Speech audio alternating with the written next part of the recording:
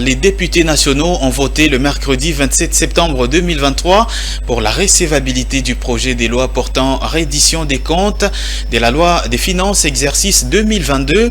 Lors du débat général de ce texte présenté par le ministre des Finances Nicolas Kazadi, il a été constaté un dépassement budgétaire de près de 28%. Les détails dans ce commentaire.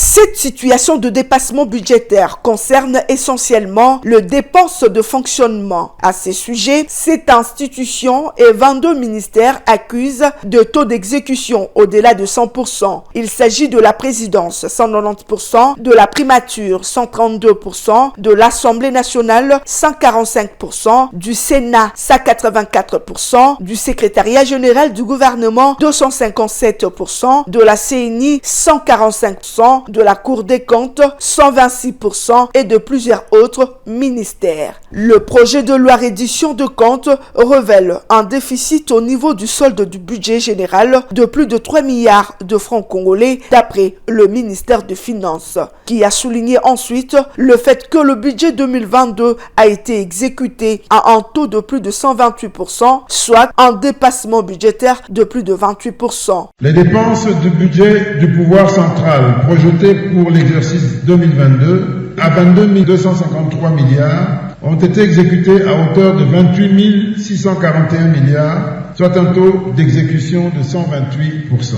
Elles comprennent les dépenses du budget général, des budgets annexes et celles des comptes spéciaux.